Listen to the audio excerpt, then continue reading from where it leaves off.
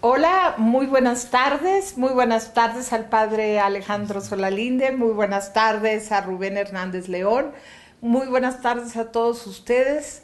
Por segunda ocasión tengo el gran honor de poder presentar una mesa de análisis con las personas más capacitadas y comprometidas. En esta ocasión, la mesa de análisis tiene por nombre Migración, México ante el espejo de Donald Trump.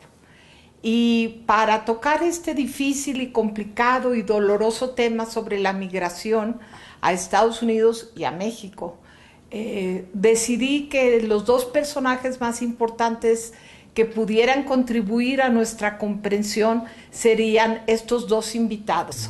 Sin más introducción, les quiero presentar el currículum muy breve del padre Alejandro Solalinde. Él es sacerdote católico nacido en Texcoco, Estado de México. Cuenta con licenciaturas en Historia y Terapia Familiar. Es defensor de los derechos humanos de los migrantes.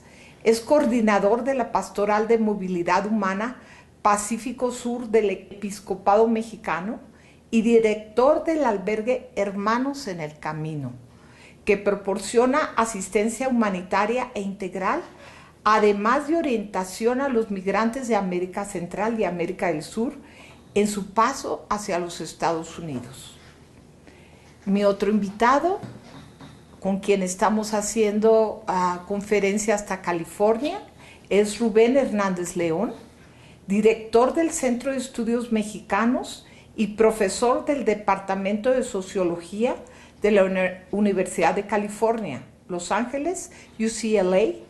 Es doctor en Sociología por la Universidad Estatal de Nueva York en Binghamton y fue investigador postdoctoral del proyecto de migración mexicana en la Universidad de Pensilvania del 2000 al 2002, donde también impartió cursos sobre migración internacional y sociología urbana. Es autor de múltiples libros y artículos sobre el tema que nos ocupa, los cuales han aparecido en publicaciones académicas de México, Estados Unidos, Europa y Asia.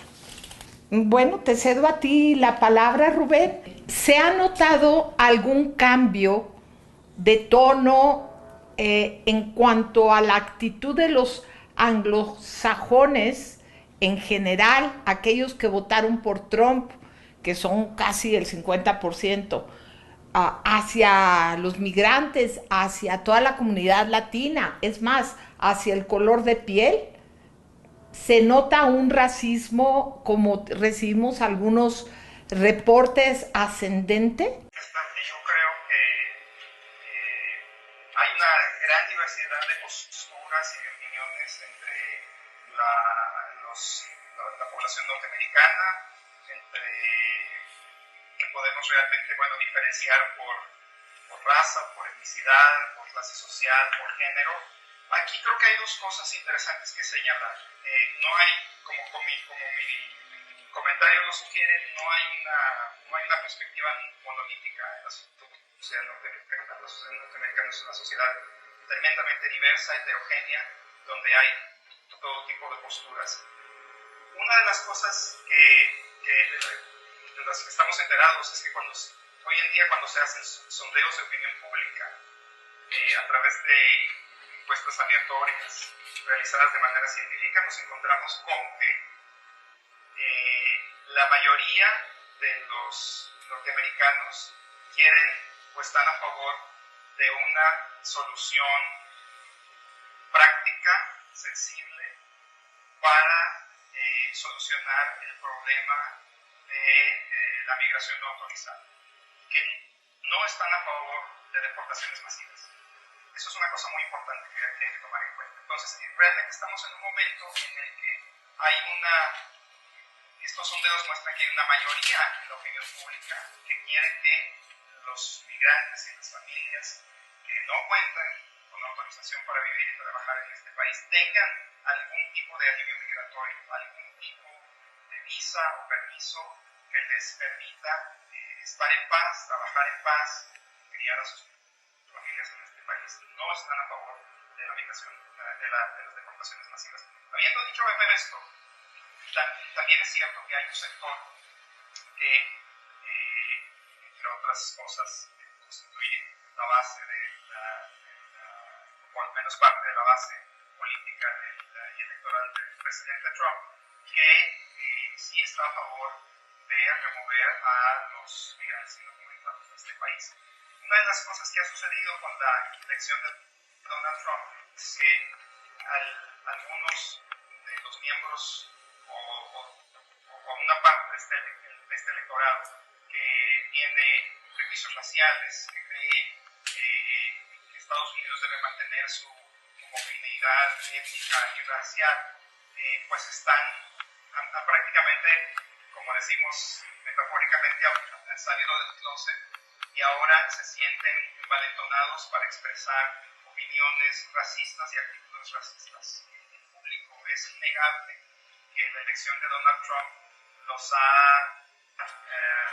les ha dado nuevas armas, los ha envalentonado, los ha legitimado de alguna forma, pero desde mi opinión, desde mi punto de vista, no creo que ellos constituyan la mayor parte de la opinión pública en los Estados Unidos. Muchas veces las agresiones que estas personas cometen en público, por ejemplo, muchas veces en privado, por supuesto, contra inmigrantes mexicanos o centroamericanos,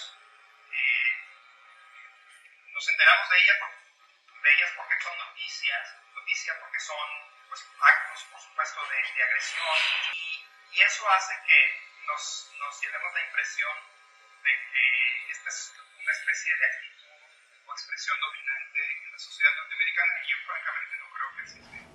Bueno, muchísimas gracias por tu aclaración.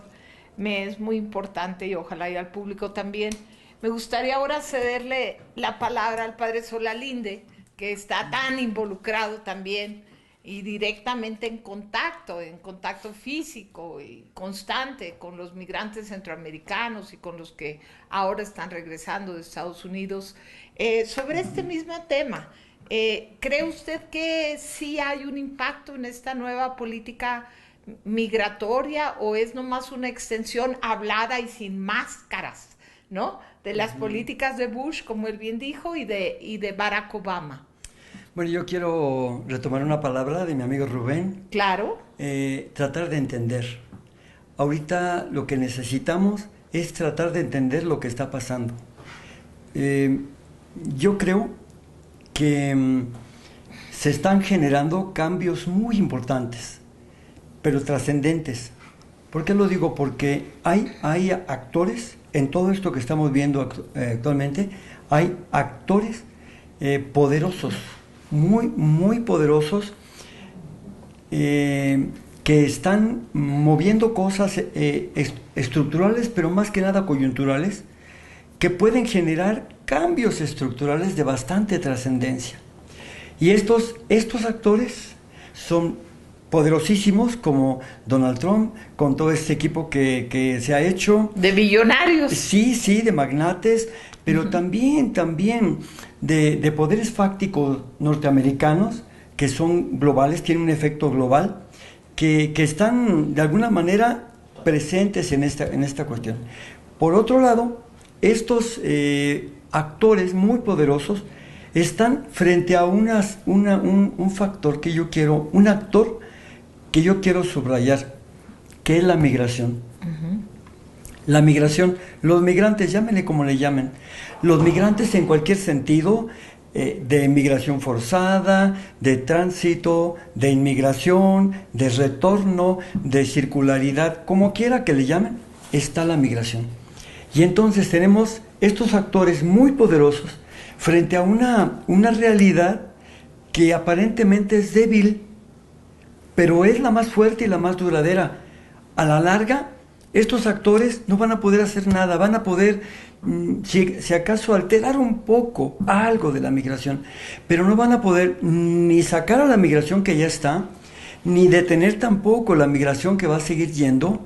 Y esto lo digo no solamente en el nivel americano, sino a nivel global.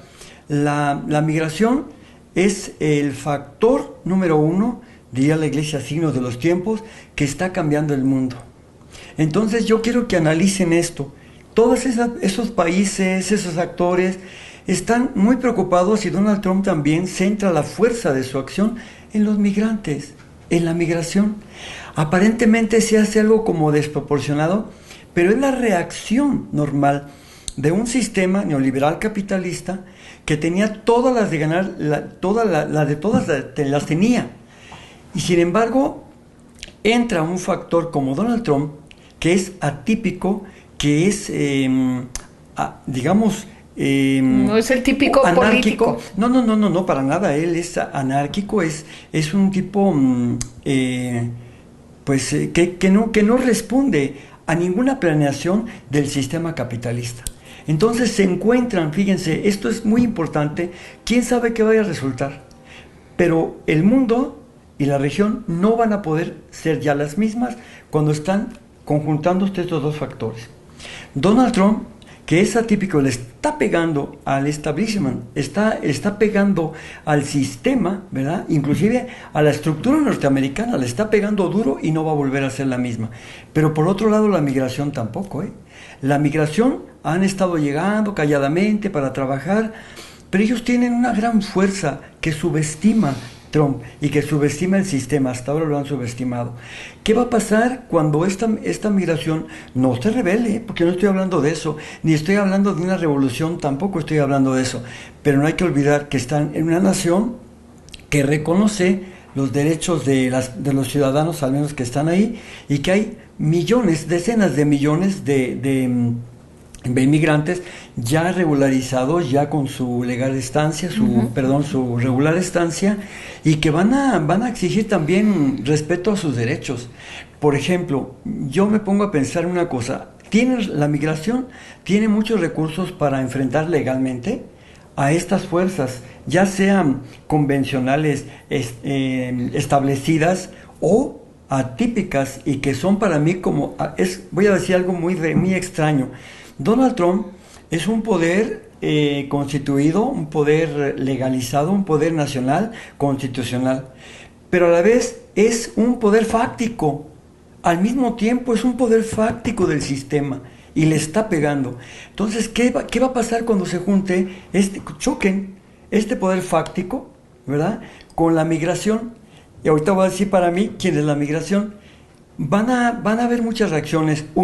Por ejemplo, para el 1 de mayo, yo pienso que va a haber una marcha, podría haber una marcha, según mis cálculos, a lo mejor no solamente superior al 1,000,000, el 1 de mayo en Los Ángeles, sino a lo mejor hasta 1,5 millones. Pero ¿qué va a pasar cuando los millones, ya no esos que van a marchar, sino los millones de migrantes que traten de hacer una acción conjunta? Por ejemplo, simplemente no ir a una actividad, o tener un día sin migrantes, o hacer un boicot. Déjenme decirles ahora, para mí, ¿qué es la migración? La migración aparentemente es un éxodo de pobretones que salen violentados, porque además salen a fuerza de sus lugares de origen, por la violencia y por la falta de recursos, de dinero y trabajo, hacia un punto medio mítico, que llaman el norte. Ellos piensan que es como su tierra prometida, pero en ese tránsito ellos no son ilegales, porque nadie es ilegal en el mundo, pero sí son alegales. Sí son, porque tienen sus propias leyes. Si le dice un país, por aquí no puedes pasar, pasan. Pero te van a matar los zetas, te van a secuestrar, pasan. Si dicen, aquí en Estados Unidos tú no puedes entrar porque ya hay tantos miles de guardias fronterizos, se las van a ingeniar y van a pasar. O sea, no hay quien detenga la migración, no hay quien pueda impedir ni 20 muros de Trump que entren ahí. Pero además le voy a decir algo muy real, ya están adentro. ¿Qué les van a impedir? Ya están adentro, ellos ya tienen una misión, y además les voy a decir algo. Los migrantes no son una amenaza, no son terroristas, son la oportunidad más hermosa que ha tenido la humanidad, porque ellos tienen los valores que el norte, por su consumismo, por su materialismo, ha perdido. Tienen la fe. El norte tiene muchas religiones, miles de religiones, pero quién sabe si tenga fe. Tienen sentido de la familia, el amor a la familia, el sentido comunitario, el cuidado de la tierra. Para ellos no es una mercancía, ya todo está privatizado. ellos no aceptan eso. Todavía hay áreas sagradas como el ser humano, como la tierra que hay que cuidar, que hay que proteger porque viene otro y la va a usar. Tenemos el sentido de la fiesta no aislada, egoísta, sino el sentido de la pachanga compartida, esas fiestas familiares que se hacen, eso es lo que da sentido a la vida. Por eso nuestros hermanos gringuitos, que además yo los quiero mucho porque se han solidarizado mucho en la historia con las luchas de justicia, cuando vienen aquí se encantan, porque de verdad, porque le entran al tequilita, porque le entran a la fiesta, a la comida, y aquí son otra cosa. Aquí no son los gringos, son nuestros hermanos. Por eso yo pienso que los migrantes están haciendo una revolución y quien está haciendo este trabajo más rápido es Donald Trump. Sí, está acelerando todas las contradicciones. Entonces yo pienso que el futuro próximo es muy hermoso, pero que va a costar mucho trabajo, sí, vamos a tener que pagar un precio, pero lo que sigue es mejor que lo que tenemos. Ay, qué punto de vista tan optimista, padre. Me sorprende, pero bueno, así sea. Yo lo que le veía de positivo a Donald Trump, como ya me adelanté, es de que pues esa máscara de el país humanitario y progresista, pues fue arrancada de trancazo, ¿no? Porque aparentemente no hay más mexicanos deportados y centroamericanos deportados a la fecha. Sí está toda esta histeria colectiva y si yo estuviera en Estados Unidos necesitando sobrevivir y sin papeles, yo estaría sumamente asustada y comprendo, pero fuera de la vociferada de Trump y de una nueva actitud de perseguir a 11 millones de personas que no tienen estatus legal en Estados Unidos, migratorio, no ha habido una cantidad mayor aparentemente de deportados, ¿no? Porque aquí estaba yo checando algunas notas y a la fecha no son más por semana que los que fueron en la época de Barack Obama. ¿Qué opinas, Rubén? Lo que nosotros sabemos es que estas últimas operaciones y redadas realizadas ya bajo la administración de Donald Trump más o menos son consistentes con lo que había venido haciendo el gobierno de Barack Obama, con algunas excepciones. Se hizo famoso un caso de una migrante mexicana que fue deportada en estos últimos días sin tener ningún tipo de criminal íntimamente. Ella había tenido un caso por uso de documentos falsos, como parte del arreglo en la corte, pues ella tenía que estar checando con las autoridades migratorias cada semana o cada mes, no recuerdo ahora, y en uno de estos chequeos fue detenida y deportada. Es un caso muy sonado, porque además es consistente con una nueva directiva que firmó el presidente Trump para extender o hacer más amplio, digamos, los criterios bajo los cuales una persona puede ser deportada. Esta es una directiva que se firmó hace algunos días y que, entre otras cosas, busca tender una red, podríamos decirlo, más amplia, ¿verdad?, para identificar, para detener y deportar a personas que, primero que nada, no han sido juzgadas y no han sido declaradas y encontradas culpables de cometer ningún crimen, con que estén sujetas a un proceso de la corte, ya pueden ser elegibles para ser deportadas, ¿no? Entonces, esto sí representa un poco un cambio respecto de la política de la administración anterior, que básicamente se había planteado la deportación solamente de aquellas personas que tuvieran antecedentes criminales o un historial grave, serio, que representaran un riesgo para la seguridad pública. Pero lo que sucede en estos momentos es que estamos prácticamente a la espera, ¿no?, de lo que va a ser realmente esta administración. Es una administración que apenas arranca. Como nosotros todos estamos enterados por las noticias, el arranque ha sido bastante caótico y además algunas algunas de las iniciativas o directivas que ha tomado el gobierno de Trump han encontrado una gran resistencia entre las organizaciones del movimiento de derechos, con los derechos de los inmigrantes. El ejemplo más claro es la prohibición que decretó el gobierno de Trump para ya no recibir refugiados de Siria, para prohibir temporalmente la entrada al país de personas de distintos países de mayoría musulmana. Eso provocó una reacción prácticamente inédita en este país. Si ustedes recordarán, los aeropuertos principales de los Estados Unidos se llenaron con manifestantes que en algunos casos prácticamente bloquearon el acceso al aeropuerto, ¿no? Y es algo que, por un lado, nos sorprendió a muchos, por otro lado nos llenó de esperanza, porque significa que la sociedad civil en Estados Unidos se puede movilizar rápidamente, y hay un segmento muy importante que no está dispuesto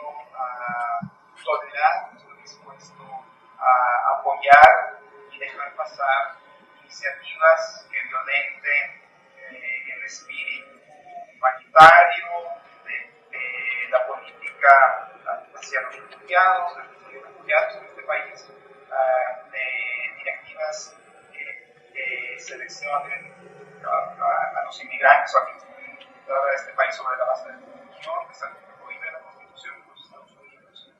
Entonces, creo que una de las cosas que yo comparto algo del optimismo para el planeta, en el sentido de que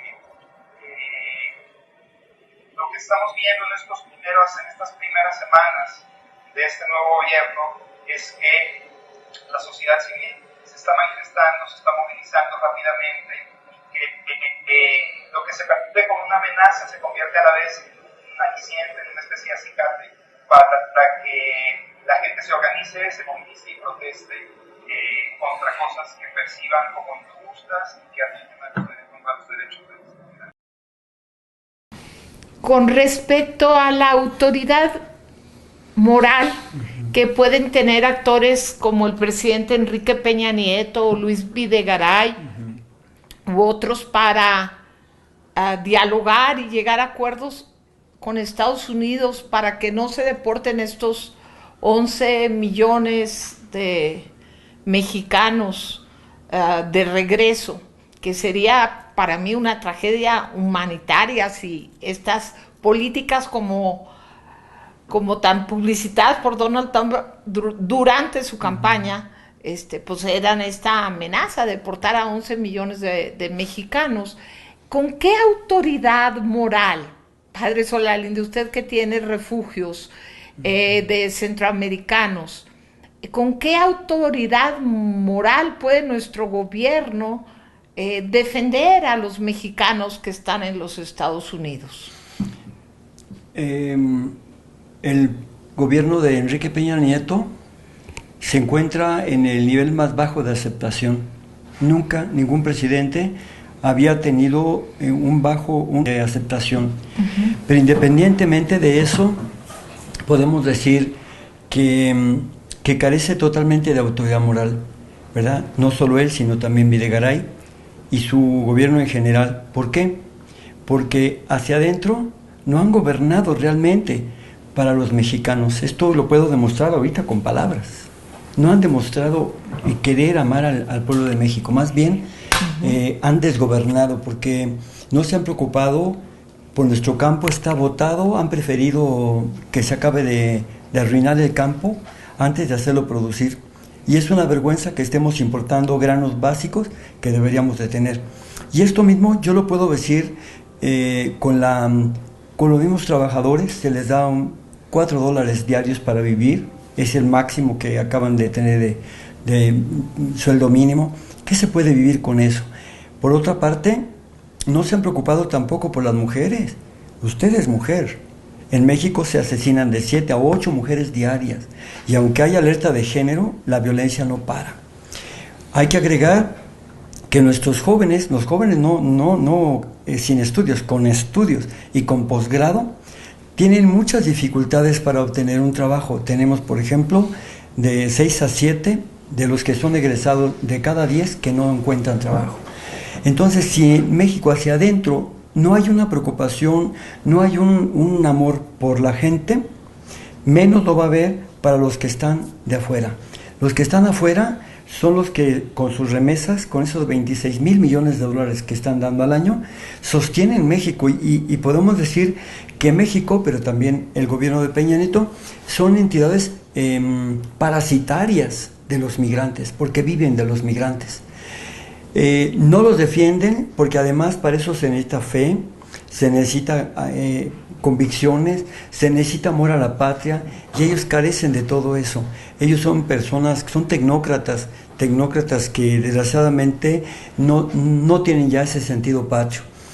Yo acabo de estar, apenas llegué anoche, ¿verdad? En la noche en California, y me reuní con varias organizaciones, tanto el domingo como el día de ayer, y de verdad que se encuentran solos, se encuentran abandonados, se sienten solos, porque los cónsules son pura palabra, nada más hablan y dicen, no creen nada del gobierno. Pero lo más triste, dicen, este gobierno de Peña Nieto no tiene el valor para defendernos, no nos va a defender. Es un gobierno débil, cobarde, si lo dicen, que no nos va a defender. Y yo voy a decir un ejemplo, si no sale, porque si ustedes observan los últimos meses, el presidente de México gobierna desde Los Pinos. Casi no sale. Saldrá al Alcázar, al castillo de Chapultepec, porque está todo súper custodiado. Pero que él, por ejemplo, salga a una marcha, yo digo que se enfrente a una marcha, o si quiere le va como a Wallace. Pues no va a poder decir, exactamente. Bastante peor que a Wallace, lo linchan. ¿Verdad? Lo linchan. Ni se exponga, pobre presidente. Pues ese es su nivel de popularidad. Sí. Bueno, muchísimas gracias. ¿Qué opinas sobre nuestro trato indignado, levemente indignado, que ni a indignación llega, ¿verdad, padre? Y el maltrato horroroso que reciben en México de manos de los... ¿cómo se llama? Nacional de Migración. Del Instituto Nacional de Migración, sí. Y no se diga del crimen organizado. Que es lo mismo. Que viene siendo lo mismo, qué horror. Son socios, padre. Sí. Son socios capitalistas de ese horror que significa el secuestrar migrantes y luego pedir rescate a sus parientes si es que ya los tienen en Estados Unidos. ¿Tú qué opinas de esta falta de autoridad moral casi total? Independientemente de que están vendidos por otras razones, para mí es poder y dinero. Pero, ¿qué opinas? ¿Qué sí puede hacer? ¿Has visto tú algún movimiento consular importante que sí esté cobijando a todas estas personas muy asustadas? El padre dice que le informan que no. ¿Tú has visto otra cosa diferente, Rubén? Una de las cosas que quiero aclarar, porque siempre se nos pasa y lo he leído en tantas columnas y artículos de opinión en México, es que es cierto que hay un poco más de 11 millones de personas indocumentadas en los Estados Unidos, pero esos 11 millones no son mexicanos.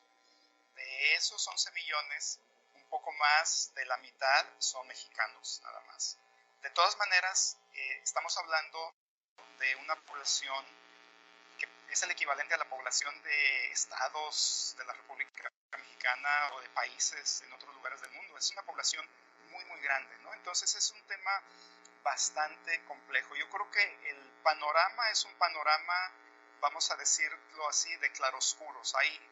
Hay cosas que se han hecho bien, hay algunos esfuerzos que están ahí, y hay otras cosas donde se podría obviamente hacer mucho más. Una de las cosas que es importante señalar es que el Estado mexicano desde hace más de 20 años ha desarrollado una política de acercamiento con su diáspora, ¿no? Con la diáspora mexicana, con la población mexicana en los Estados Unidos, después de décadas de tenerla prácticamente abandonada. Entonces esto es algo positivo sobre lo cual se han construido algunas políticas importantes de protección, de promoción a la integración de los migrantes mexicanos a la sociedad estadounidense. Algo que creo que han hecho bien los consulados es buscar aliados entre la sociedad civil local norteamericana, dependiendo de dónde se encuentre cada consulado. Eso es algo que es muy importante porque los inmigrantes, los mexicanos, los centroamericanos y de muchos otros orígenes, como lo decía el padre Solalinde, son una fuerza social, son una fuerza cultural, son una fuerza política, son personas que contribuyen al bienestar de sus comunidades, trabajan, pagan impuestos, sus hijos van a las escuelas, compran cosas, tienen un impacto sobre los mercados, ¿verdad?, locales. Sin ellos, muchas localidades se vendrían abajo. Y eso quiere decir, y eso se traduce en que hay muchas instituciones, actores políticos entre la sociedad y entre los nativos en Estados Unidos que son aliados, y los consulados creo yo que han hecho un buen trabajo en el sentido de identificar y acercarse con esas instituciones y con esos actores sociales y políticos en los Estados Unidos. Ahora bien, los consulados tienen muy pocos recursos respecto de la gran tarea que tienen que hacer. Y esos recursos han sufrido todo tipo de altibajos a lo largo de estos años en cuanto a presupuesto. Durante el periodo de Felipe Calderón se le cortaron los recursos a los consulados, se han vuelto a incrementar recientemente, y lo que es cierto y lo que es muy importante es que para hacerle frente a este posible ataque que bueno, nosotros todos estamos esperando, ¿no?, qué es lo que va a suceder exactamente, pero para que realmente se le pueda hacer frente a esta situación, a estas amenazas, los consulados necesitan más recursos. ¿Por qué? Porque necesitan realmente mucho más soporte, mucho más apoyo para poder brindar asesoría legal a los inmigrantes que sean detenidos o que estén en procesos o en juicios de deportación. Para eso se necesitan abogados, y los abogados no son gratis.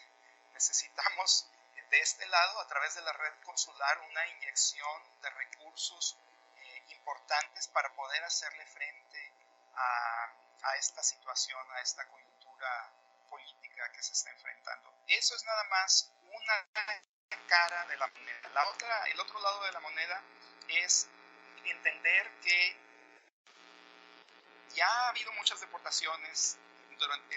Las deportaciones han estado ocurriendo durante los últimos 10 años, cientos de miles de personas, pero además que estas deportaciones forman parte de un fenómeno más amplio de retorno de mexicanos a su patria. Y uno de los problemas más serios que yo veo y que yo he estudiado con algunos colegas en México es que el gobierno mexicano prácticamente ignora a los hay un fenómeno de retorno muy importante que ha venido ocurriendo ya por 10 años. Parte del retorno se debe a las deportaciones, parte del retorno se debe a lo que algunos han llamado las autodeportaciones, de personas que tienen mucho miedo, mucha incertidumbre y que prefieren no arriesgarse a ser detenidos, no arriesgar a su familia, no arriesgar a estar separados o ser separados de sus seres queridos, y lo que hacen es poner todo en cajas en unos cuantos días y subirlo todo a una camioneta y regresar a México, ¿verdad? Entonces, si uno va por las comunidades rurales, inclusive urbanas, en la República Mexicana, se encuentra con este tipo de casos a diestra y siniestra, de personas que dijeron, bueno, ya basta de estar con el temor, detuvieron a un tío, detuvieron a un hermano, no quiero que nos pase eso a nosotros. Juntan a sus hijos en la sala de la casa, del departamento, y se ponen de acuerdo y dicen, mejor irnos a México que estar viviendo con el temor o con la posibilidad de que nos separe una deportación. Esa gente que está retornando requiere de apoyo. Y el gobierno mexicano, a diferencia de lo que ha hecho con los migrantes en Estados Unidos, el gobierno mexicano hace poquísimo, prácticamente nada respecto del tema de los retornados. Los retornados necesitan también mucho apoyo porque son personas que han estado fuera del país por 10, 15, 20 años. Sus hijos empezaron las escuelas o su educación en los Estados Unidos y ahora se están integrando a las escuelas en México. En muchos casos, durante muchos años se ha venido peleando una batalla para que las autoridades del sistema escolar mexicano acepten a estos niños en las escuelas de México, en las escuelas públicas.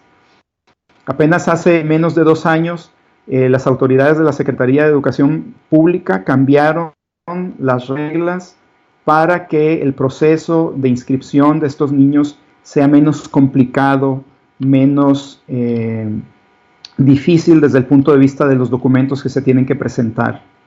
Pero en realidad hay muchas cosas que se pueden hacer y que se tendrían que hacer.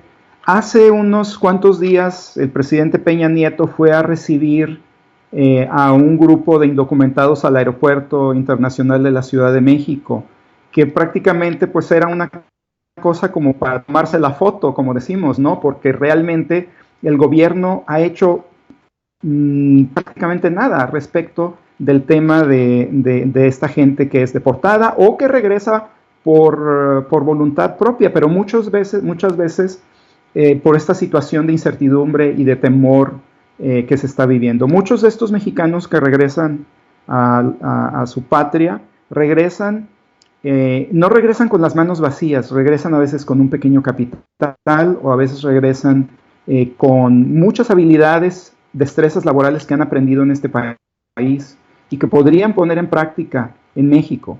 México necesita desarrollar programas, instituciones que, por ejemplo, reconozcan las habilidades que los migrantes llevan de vuelta a su patria. Han aprendido a trabajar con nuevas tecnologías, con nuevos materiales, con nuevas formas de organización del trabajo. Como decía hace un momento, algunos llevan un poco de capital como para iniciar un pequeño negocio, una pequeña empresa. El gobierno mexicano, con instituciones de la sociedad civil, necesita sacarle provecho a este retorno migratorio y entender que quienes regresan y quienes han regresado a veces por deportación o por voluntad propia tienen derechos como mexicanos y que es importante para México como sociedad reintegrarlos, reincorporarlos al tejido social del país.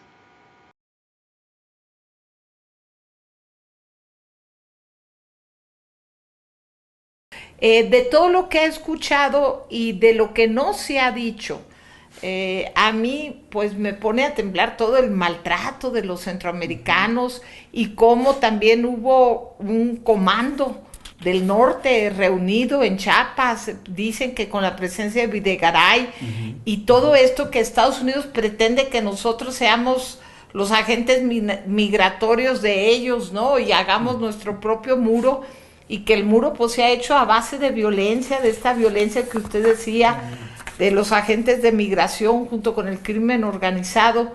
Pero para no ponerle a usted mis ideas y mis inquietudes, quisiera que usted se explayara, cerrando este programa, en lo que no se ha dicho y en lo que cree usted que sea muy importante para la sociedad de escuchar. Bueno, yo quiero insistir en el significado de la migración. No en la coyuntura, no en lo que le está pasando a los pobrecitos que sí, ciertamente van a sufrir, sino ellos son un recurso, ellos son una oportunidad. Y vale la pena que miramos así como lo está diciendo exactamente Rubén, exactamente, cómo podemos aprovecharlos. Cuando ellos vienen, y no solo aquí, sino de aquí para allá también, cómo valorarlos, cómo reconocerlos como un recurso. Yo sí creo también que ellos al regresar traigan muchas cosas que aportar, como una mejor educación, en el sentido de una civilización, de hacer bien las cosas, de ser más limpios, más ordenados, que a veces no tenemos, ser más responsables, menos violencia intrafamiliar que allá no se permite, En fin, todo eso está muy bueno. También el trabajo. Pero reunirnos nosotras y nosotros para analizar la nueva realidad. No es lo mismo, ya no va a ser nunca más la historia igual antes de Donald Trump que con Donald Trump. Y no va a ser tampoco la realidad misma antes de esta concentración de migrantes caribeños, centroamericanos, latinoamericanos, transcontinentales, porque también hay africanos y por supuesto caribeños, ¿no? También antillanos. No es lo mismo eso, digo yo, ¿verdad? No es lo mismo esto que estamos viendo a cuando no estaban ellos. Y sobre todo, no es lo mismo en México que está ahorita, ahora que van a llegar y siguen llegando nuestros hermanos en retorno. Tenemos que reconfigurarnos como nación, tenemos que entender que la presencia de ellos son una oportunidad, hay que quererlos, hay que amarlos y despertar todo lo mejor, todo lo bueno que tiene sin duda el pueblo de México para poder arroparlos, así como lo han estado haciendo también nuestros hermanos anglos, que esa parte muy solidaria siempre ha estado presente en las luchas por los derechos humanos. Muchísimas gracias, padre. ¿Tú cómo te gustaría cerrar, Rubén? Bueno, yo creo que estamos frente a una coyuntura política muy seria, grave respecto del tema de la migración, sobre todo porque el nuevo gobierno, la nueva administración en los Estados Unidos, eh, conquistó el poder con una plataforma anti-inmigrante y en algunos casos prácticamente xenofóbica. Y yo creo que es muy posible que veamos medidas que realmente afecten a mucha de esta población que, que carece de documentos, que está bajo una situación de incertidumbre legal, de incertidumbre migratoria. Es probable, entre otras cosas, que, por ejemplo, el permiso que tienen los jóvenes Dreamers, ¿verdad?, que los protege en contra de la deportación, ya no sea renovado, lo cual los volvería a un estatus de desprotección legal, es decir, volverían a ser migrantes indocumentados, sujetos a detención y deportación. Pero a la vez creo que esta coyuntura está haciendo que muchas organizaciones, muchas personas estén despertando, se estén buscando entre sí, se estén asociando. Es una coyuntura que está moviendo a la gente también a solidarizarse. Yo creo que esta coyuntura puede ser muy buena para movimientos sociales progresistas, entre los cuales se cuenta en Estados Unidos el movimiento por los derechos de los inmigrantes. Realmente la pregunta es si las autoridades en México y en otros países de origen van a estar a la altura de las circunstancias para desarrollar políticas y posturas que sean no solamente dignas desde el punto de vista de los pronunciamientos, porque los pronunciamientos salen baratos. Cualquiera se pronuncia sobre cualquier cosa hoy en día y a cualquier hora del día. Lo que la gente busca son acciones que puedan tener resultados prácticos y con impacto y que mejoren la calidad de sus vidas, que disminuyan esta incertidumbre. Y para eso se requieren, una vez más, lo señalo, no solamente pronunciamientos, sino acciones concretas. La esperanza está, desde mi punto de vista, en el despertar de movimientos sociales que creo que van a jugar un papel muy importante a la hora de hacer todo lo posible por impedir las iniciativas, las directivas, las acciones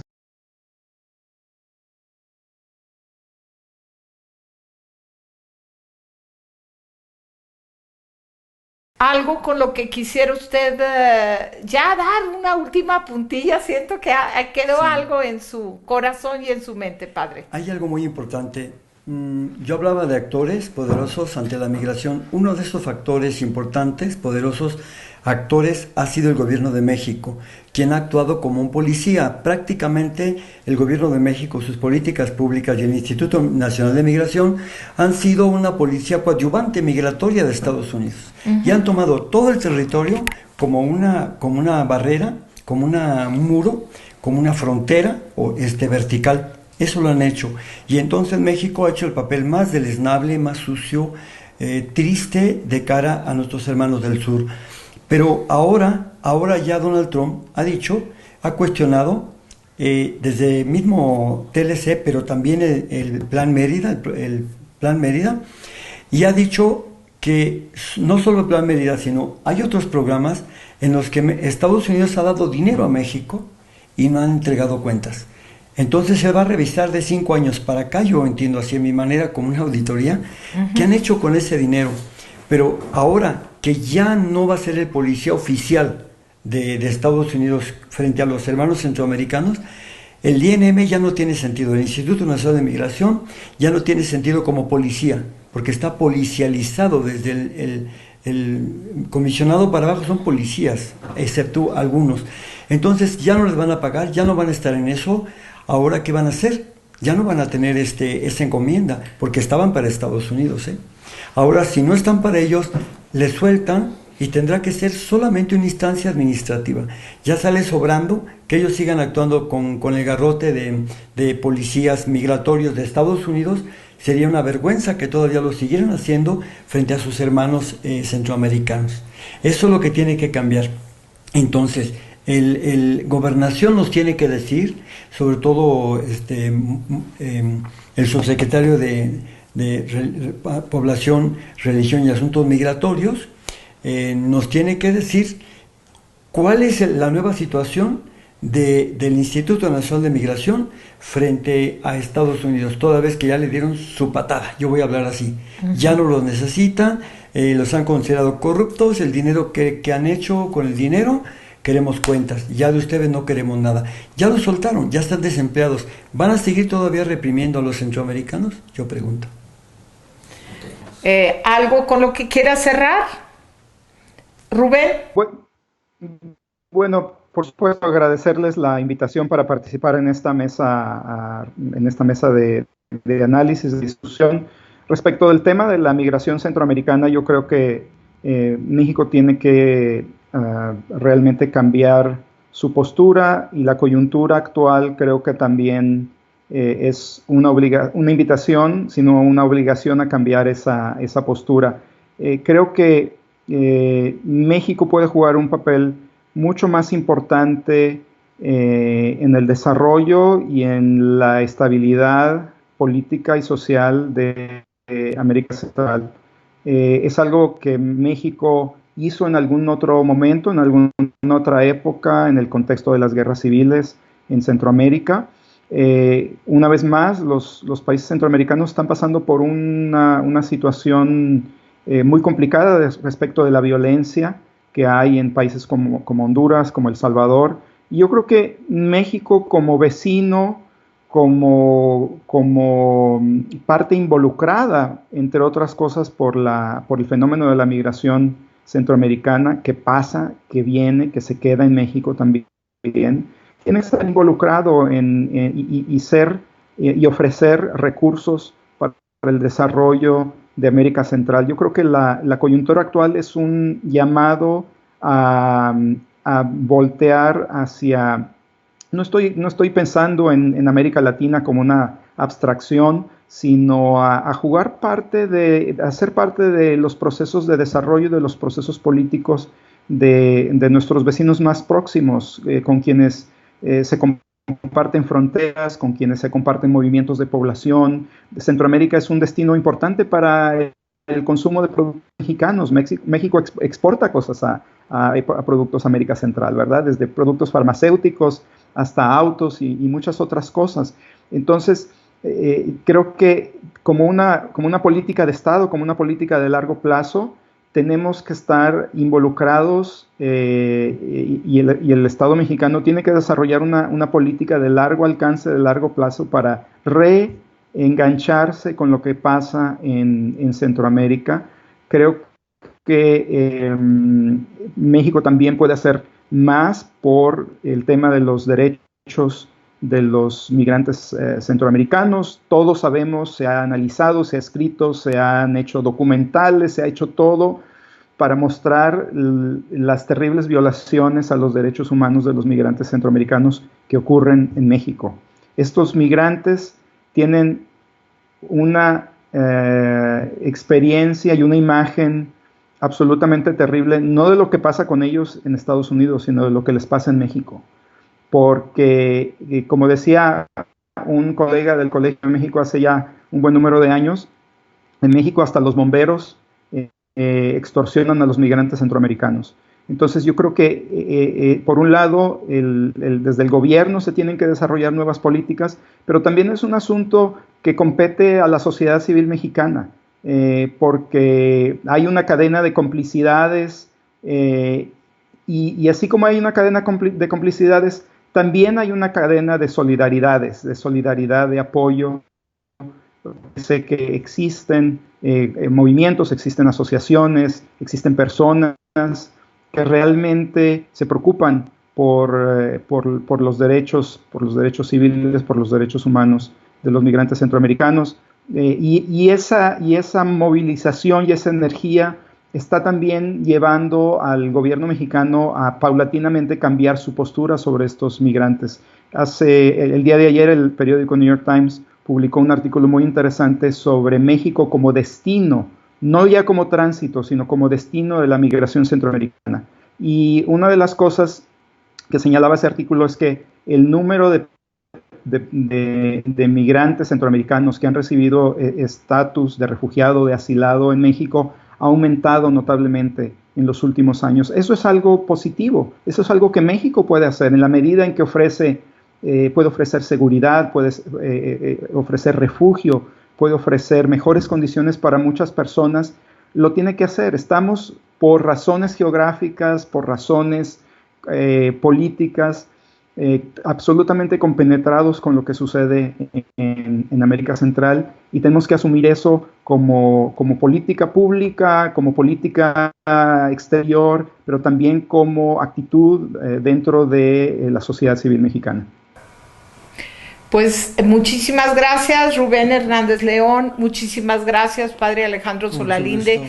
Nos dejan a nosotras la sociedad civil, que supongo que es la que va a ver este programa, con una tarea muy grande: cómo ser mucho más solidarios de lo que hemos sido con los migrantes en retorno, mexicanos, centroamericanos, con los migrantes centroamericanos hacia México, cómo apoyar asociaciones como la de usted, Hermanos en el Camino, cómo apoyar otras casas que hay, la Casa San Nicolás, por ejemplo, en Monterrey, Nuevo León, de donde soy oriunda.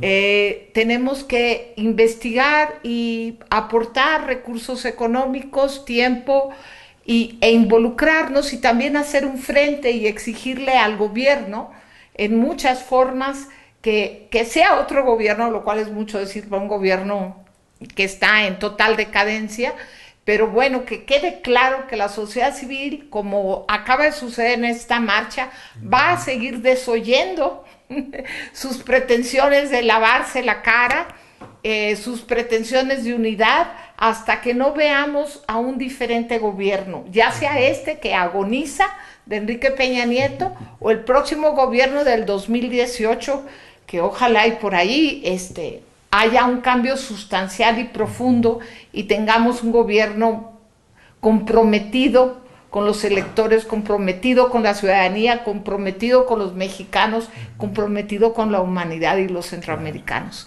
Muchas gracias a los dos. Me siento muy afortunada de este tiempo que nos regalaron a nosotros y a todas las personas que los escucharon. Hasta luego, Rubén.